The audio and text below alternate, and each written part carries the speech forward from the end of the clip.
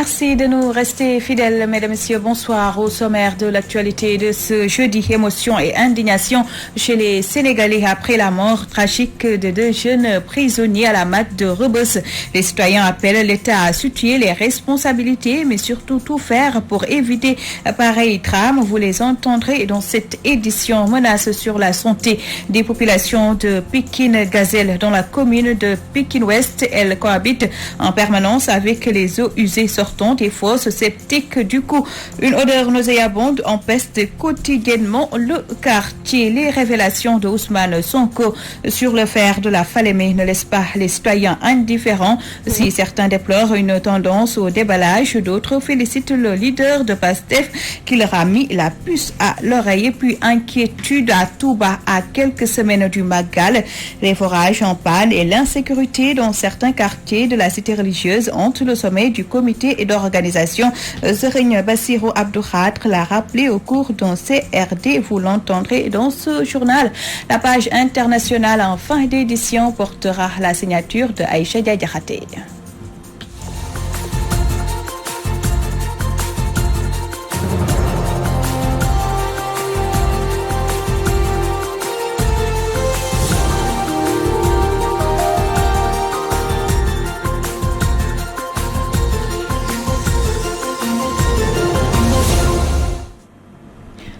Merci de vous joindre à nous. Les prisonniers sont des êtres humains et ils doivent être traités comme tels. Réaction des citoyens rencontrés dans les rues de Dakar au lendemain de la mort par électrocution de deux jeunes à la prison de Rebeuss. Les populations demandent à l'État du Sénégal de prendre des mesures idoines pour que pareille situation ne se reproduise. Quelques réactions dans ce Vox Pop réalisé par Rohandong. Dans les prisons du Sénégal comme Rebeuss, les conditions ne sont pas favorables aux prisonniers parce qu'il y a par exemple une chambre qui doit contenir 10 personnes, tu mets 1000 personnes, il y a problème. Donc je pense que le gouvernement doit revoir ça et essayer de voir comment améliorer les conditions de vie des prisonniers. C'est quelque chose d'impératif et nous sommes tous concernés. Les polices qui sont là-dedans, avec l'État, doivent préconiser attention sur ça pour ne pas que ça se reproduise plus encore. Parce que c'est un incident, on ne sait pas comment ça s'est passé, mais qu'il prévoit tout ça pour ne pas que ça se répète encore. Parce que ce sont des gens comme nous, ce ne sont pas des animaux, ce sont des citoyens comme tout le monde. Ce qui s'est passé à la prison de Rebeuss est très déplorable. Quelle que soit la faute commise par les prisonniers, on doit savoir qu'ils sont avant tout des êtres humains et on doit par conséquent les mettre dans des bonnes conditions. En tout cas, il n'y a rien de plus vilain que cela. Cela a été un peu dommage car ces deux prisonniers ont été électrocutés. Et désormais, nous demandons au gouvernement de bien vouloir en quelque sorte prendre les mesures, les précautions afin que ce genre de trucs ne se passent plus. Parce qu'un prisonnier, c'est d'abord quelqu'un qui souffre à la prison et après il est électrocuté. C'est pas du tout bien. C'est vraiment triste. La situation carcérale est très difficile. Les détenus sont avant tout des êtres humains. Il est inadmissible de mettre plus de 10 prisonniers dans une même chambre. On doit revoir leurs conditions de vie et l'améliorer, car quel que soit ce qu'ils ont fait, ils restent quand même des humains. Ça sent mauvais à Pikine-Gazelle dans la commune de Pikine-Ouest. À l'origine, une présence permanente des eaux stagnantes provenant des fosses septiques dans le désarroi et craignant pour leur santé. Les populations fustigent l'inaction du maire et de l'ONAS. Plus de détails avec Théodore Semedo. Les populations du quartier Gazelle de Pikine-Ouest se disent fatiguées des eaux usées qui dégueulent un peu partout dans leur localité. Depuis 2007, la situation est ainsi pareille. Oui, la situation du quartier est un peu déplorable. Il y a beaucoup d'eau usée et qui empêche les gens quand même de respirer normalement. Difficile à respirer et pourtant on est obligé de travailler ici. Le quartier aussi est un quartier non sécurisé. Il y a aussi Le manque d'éclairage ici. Mais lampe éclairage solaire, mais dans ce quartier, se rendre à la mosquée pour prier constitue également un casse-tête pour les fidèles musulmans. C'est jeudi, demain c'est vendredi. Pour aller à la mosquée, c'est un problème. Pour aller à Kersuntua, ici, c'est tout un problème. Comment les gens vont faire pour prier? Ces habitants de Pikine Gazelle, qui craignent pour leur santé, déplorent également le mépris respectif de leur maire, Pape Gorgundong, et celui du directeur de l'ONAS. Ça a dans notre santé. Ça peut causer aussi beaucoup de maladies. Nous craignons pour la sécurité des enfants, nous craignons pour même les passagers qui passent ici. L'ONAS aussi, il doit vraiment lui aussi faire quelque chose pour essayer d'éradiquer cette situation. ONAS aussi, ça se n'est que dans les téléphones, car le directeur on n'a pas vu le maire. On n'a pas vu une délégation spéciale, c'est comme ça. Le maire, je ne l'ai jamais vu ici. Vraiment, on exige qu'il fait un effort. Nous voulons que, que ce problème soit résolu. L'insécurité est aussi décriée par ces populations qui sollicitent l'intervention du chef de l'État pour corriger ces manquements. Théodore Semedo, Pikine Ouest, Walfadjri. Les producteurs d'oignons de la zone de Potou, dans le département de Louga, sont dans tous leurs états. Ils dénoncent l'attitude du directeur de l'agence de régulation des marchés, accusé d'avoir ouvert le marché national à l'importation. Mamadou Ba, le président de l'interprofessionnel de la filière oignon, est avec Omar Kairé.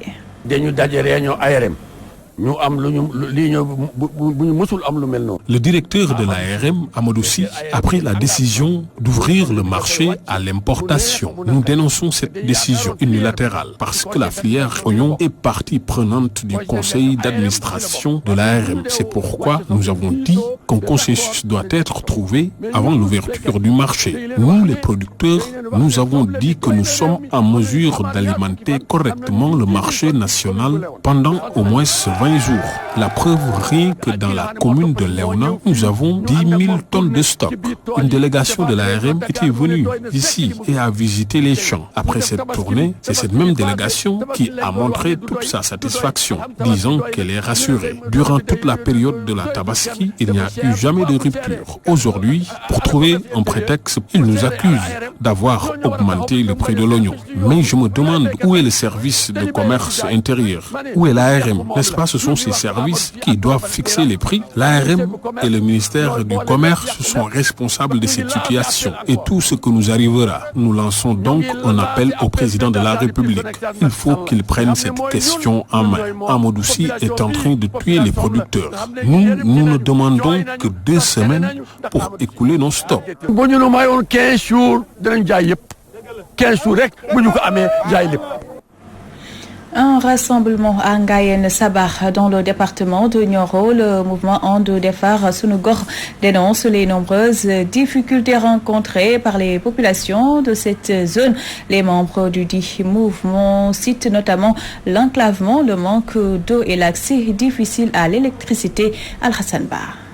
Le mouvement And Soukali Sunugor, basé dans le Ngoyan, un rassemblement à Ngayen Sabah dans le département de Nioro pour déplorer les situations difficiles auxquelles les populations de cette zone sont confrontées. Le manque de routes praticables et le bitumage des pistes latérites constituent une de leurs doléances. Il n'y a que des pistes de production qui sont pratiquement impraticables. De Karab à Nganda, de Firgi, Kaimor à Nganda, etc. Partout, il y a des pistes de production qui sont impraticables. Sur 104 villages que compte l'arrondissement, seuls 5 sont électrifiés, cause pour laquelle il demande aux autorités qui servent à la Gambie voisine de l'électricité de réparer le mal et de régler le problème de l'eau et de la santé qui y souffrent. Il n'y a que 5 villages qui sont électrifiés. Si vous faites le calcul, vous allez vous retrouver avec 98 voire 99 villages qui ne sont pas encore électrifiés. Il faut que l'extension soit assurée dans les villages qui ont l'électricité d'abord et maintenant pour donner aussi le courant aux autres villages environnants. Il y a des villages qui, jusqu'à l'heure où je vous parle, boivent l'eau de pluie, hein, et même voire même l'eau de pluie, hein, parce que des fois on n'a pas assez d'eau dans les puits. Sur le plan de la santé, il n'y a pas assez de structures sanitaires qui peuvent garantir normalement la santé à toutes ces populations-là. L'insécurité grandissante dans cette contrée, une autre doléance évoquée lors de cette rencontre. Même ici, si quelqu'un voulait voler tout le bien de ces populations-là, il peut le faire à l'aise parce qu'il peut faire ici 5 heures de sang sans aucune intervention de la gendarmerie ou de la police. Notre seul secours ici, c'est nos frères gambiens. Les membres du mouvement n'ont pas apprécié les promesses non tenues du président Macky Sall à l'endroit des populations et l'attitude des maires des trois communes que sont Médina Sabakh, Ngayen Sabakh et Kayemor, qu'ils accusent de négligence aux problèmes dont souffre cette partie du Saloum. C'était une promesse non tenue du président de la République. Et les autorités locales sont là, les yeux ouverts, mais ils ne réagissent même pas. D'autres points, comme l'insuffisance d'enseignants dans la zone, le manque d'infrastructures scolaires, sanitaires et sportives et le chômage des jeunes ont été aussi soulevés lors de ce rassemblement à Ngayen Sabakh. Al-Hassan Ba, Abdoulaye Dia, Walfadjri. Parlons maintenant de l'affaire Petro-Tim Ousmane Sonko, pas du tout surpris par l'attitude du procureur, mais le leader de PASTEF avertit que le dossier connaîtra d'autres avancées et l'État ne s'en sortira pas. Sonko est aussi revenu mercredi face à la presse sur le dossier des 94 milliards. Nous l'écoutons au micro de Issatine. Lui et tous ceux qui auront participé à cette forfaiture. Déjà qu'on n'en a pas encore terminé avec le pétrole et le gaz. Ce matin, j'ai appris que la farce qui était organisée par le procureur, moi j'ai dit je ne vais pas participer à ça parce que je savais que c'était une opération de blanchiment. J'ai appris qu'il aurait blanchi Aliou Sall. À quoi les Sénégalais s'attendaient. Mais qu'ils ne pensent pas qu'il s'échappe. Je ne vais pas vous donner les détails. Dans les semaines à venir, vous serez informés. Ça, il y a de très bonnes évolutions au plan international. Et ce sera le plus grand camouflet de la justice sénégalaise. Parce que ce dossier ne se décantera pas au Sénégal, mais il y a de très grandes avancées et quelqu'un a eu raison de dire qu'ils ne se promèneront pas dans certains pays. Dans les semaines à venir, nous vous donnerons les détails pour ne pas entraver ou alors compromettre l'évolution d'une enquête. Ils ne s'en sortiront pas. Et je m'adresse à Macky Sall. Ce pays ne vous appartient pas. Vous ne l'avez pas hérité de vos parents. Arrêtez ce banditisme d'État. 15 millions de Sénégalais ne peuvent pas en permanence être sacrifiés parce que simplement vous croyez que vous avez le pouvoir de signature. Nous ne l'accepterons pas. C'est d'ailleurs lors de cette conférence de presse que Ousmane Sonko a révélé un autre scandale autour de l'exploitation du fer de la Falémé, une sortie qui ne laisse pas indifférents les citoyens si certains approuvent les révélations du leader de PASTEF. D'autres estiment qu'il est tout sauf un démocrate. Moussa Sène. Après l'affaire Petro-Tim et le dossier des 94 milliards, Ousmane Sonko revient avec un autre supposé scandale. Il accuse le pouvoir de prévarication dans l'exploitation du fer de Falémé. Yow Macky Sall li boko signé xamal ni mang lay watal ci Yalla dina la yobbu fo xamné en tout cas yénéwuma la ko dé. Une alerte bien appréciée par certains citoyens sénégalais. Ousmane Sonko à un moment donné était pertinent. Ce n'est pas par rapport à ces révélations, mais de dire ce qui se passe au niveau de la République. Et c'est ça qui est important. Après, on a vu la réaction du gouvernement. Et si Ousmane Sonko n'avait pas réagi, n'avait pas dit ce qu'il pense, donc à ce scandale entre guillemets, donc le peuple sénégalais aujourd'hui ne posera pas la question. Ce qui urge aujourd'hui, c'est d'éclairer la lanterne des Sénégalais pour qu'on puisse savoir que quelle est la réalité exactement. Parce que si ce qu'il vient de révéler, ça s'avère vrai, ça veut dire que c'est vraiment un autre scandale qui tombe sur nos têtes. Un point de vue pas du tout partagé par El Hadj Mbaye Seck. Pour lui, le leader de PASTEF, les patriotes, est tout sauf un démocrate. Je ne suis pas d'accord du fait qu'il divulgue les secrets de l'État. Il y a des secrets, ce sont des secrets de l'État. Et Sonko, il n'est pas un vrai démocrate pour moi. On a le droit de dire ce qu'on veut, mais aussi avec la manière. Et en plus, il n'a pas le droit de créer des problèmes. On a assez de tensions au Sénégal. Ousmane Sonko a bien fait de mettre le doigt dans la plaie pour obliger le gouvernement à faire preuve de plus de vigilance et surtout de transparence. Conviction de cet autre citoyen. Ce qu'il fait aussi, c'est bon parce que ça va permettre aussi à l'État d'être un peu plus prudent, mais aussi de voir ce qu'il est en train de faire, si c'est dans la bonne direction ou pas. Ils n'ont pas certes pas la même appréciation des dernières révélations d'Ousmane Sonko, mais les Sénégalais sont unanimes sur leurs revendications. Ils exigent tous une meilleure gestion des ressources du pays et demandent au gouvernement de se procurer davantage des intérêts des populations. Moussa Sène, la fédération départementale PDS de Louga approuve les réformes initiées par Abdoulaye Wade dans le top management de son parti au cours d'une assemblée générale. Les libéraux de la capitale du Ndiambour ont fustigé l'attitude des frondeurs qu'ils invitent à se ranger derrière Karim Wade. Cheikh Tidiane Seck parle en leur nom. Il est avec Omar Kairé. La fédération départementale de Louga fustige avec véhémence les pensées, les dires et les objectifs de ceux qui prétendent que le frère Karim Meïssa Wade ne peut pas diriger le PDS et ne pourra le faire après le président Abdoulaye Wade. Les responsables et les militants PDS du département de Louga, pur produit de maître Abdoulaye Wade, déclarent formellement qu'ils le soutiennent et s'engage à ses côtés pour porter le PDS au pouvoir derrière le frère Karim Meïssa Wade. Le président maître Abdoulaye Wade, un intellectuel hors pair, un visionnaire, vient de démontrer éloquemment qu'il est un très grand stratège politique en réorganisant ainsi le parti.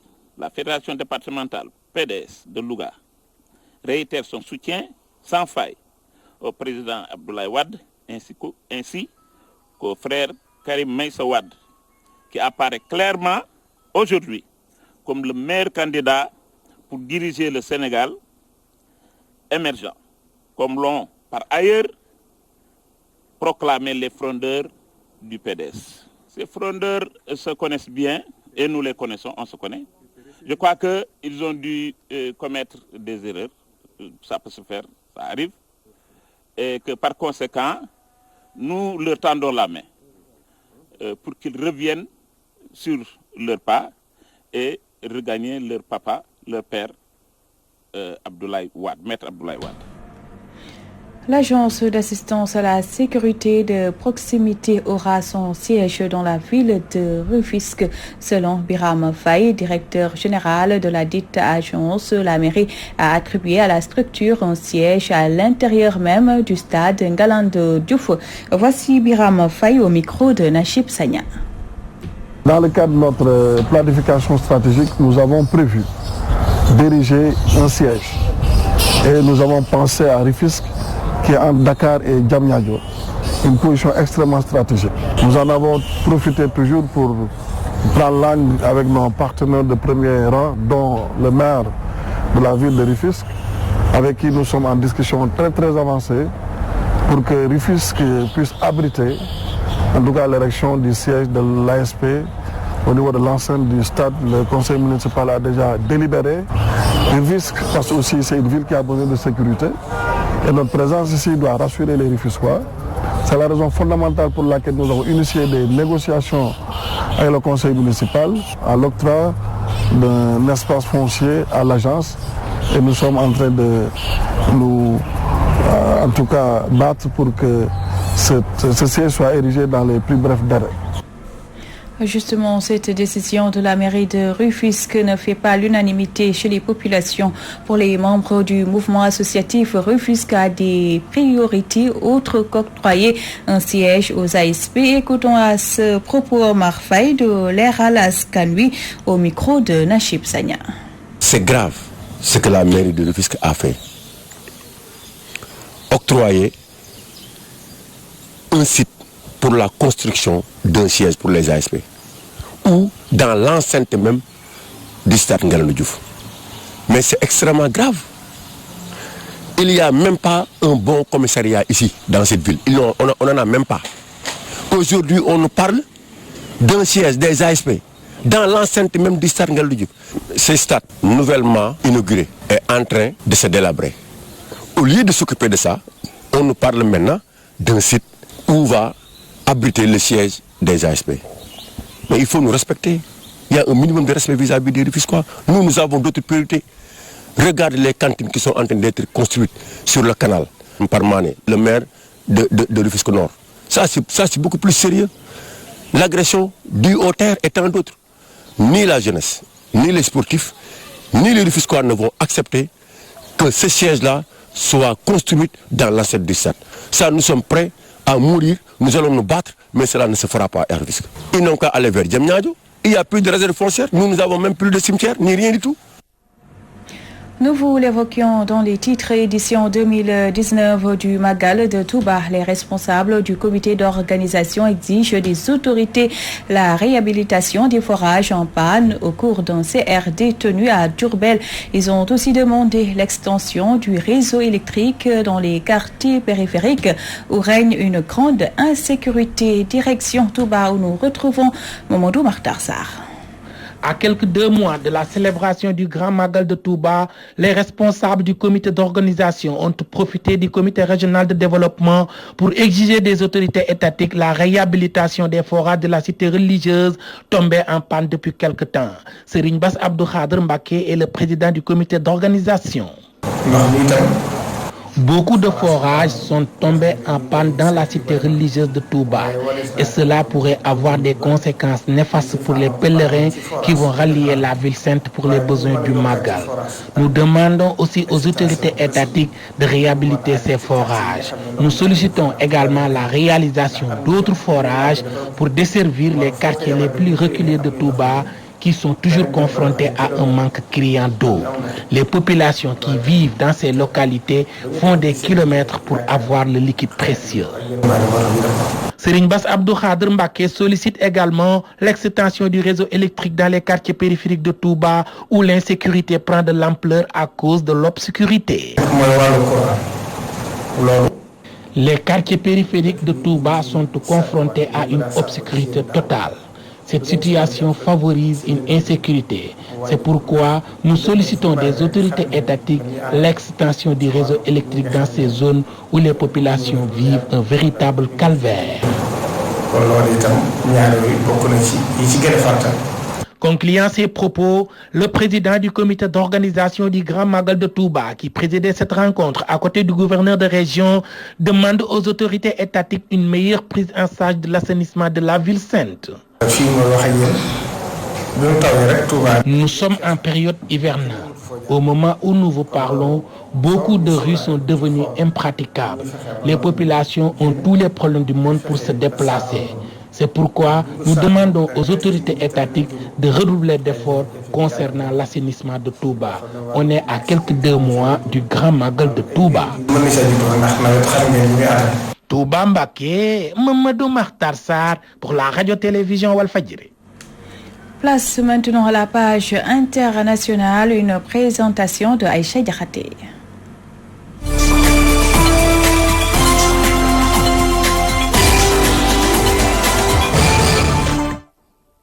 Démarrons ce vol de l'actualité internationale en Côte d'Ivoire où des cas de fraude ont été signalés. L'examen du baccalauréat 2019 a été entaché de fraude dans un climat parfois violent pour les surveillants et encadrants. Plus de 6 000 cas de fraude ont été constatés pour 270 000 candidats, un chiffre 4 fois plus que l'année dernière. Une situation qui crée polémique entre certains parents d'élèves et le ministère en charge de l'enseignement supérieur. Entré dans la clandestinité depuis 1 an, Iván Márquez, ancien numéro 2 du groupe armé colombien FARC, a annoncé ce jeudi dans une vidéo de 32 minutes qu'il reprenait les armes aux côtés d'autres chefs rebelles qui ont annoncé l'accord de paix en Colombie. Depuis la forêt du sud-est de la Colombie, Iván Márquez annonce la poursuite des opérations de guérilla en réponse à la trahison par l'État des accords de paix qui avaient conduit au désarmement en 2017 de quelques 700 000 combattants, hommes et femmes, des FARC. Mercredi, Une ONG experte du conflit armé avait alerté sur une nouvelle guérilla probablement en cours de création. Une guérilla comptant des milliers d'ex-combattants des FARC et dirigée par 2 chefs qui s'étaient mis en marge de l'accord de paix. Des soldats américains seront maintenus en Afghanistan. Ils sont au nombre de 8600 et seront maintenus pour cette année, même avec un accord de paix. La signature de paix est en train d'être négociée actuellement avec les talibans pour mettre fin à 18 ans de guerre. Donald Trump annonce qu'il va peut-être réduire l'effectif petit à petit, mais les troupes resteront pour assurer la sécurité comme prévu. Le président des États-Unis l'a déclaré lors d'une interview sur la radio de Fox News. Trump poursuit que les États-Unis seront toujours présents en Afghanistan. Le Parlement ukrainien a nommé ce jeudi au poste de Premier ministre un juriste de 35 ans peu connu dans la sphère politique ukrainienne. Il s'agit d'Oleksii Gotcharuk, le candidat du président Zelensky, présent dans l'hémicycle lors du vote. Un total de 290 députés ont voté pour la nomination de Gotcharuk. Ce dernier est un avocat avec 3 mois d'expérience à peine au sein du pouvoir. Il a promis devant les parlementaires de mettre fin à la corruption qui gangrène son pays.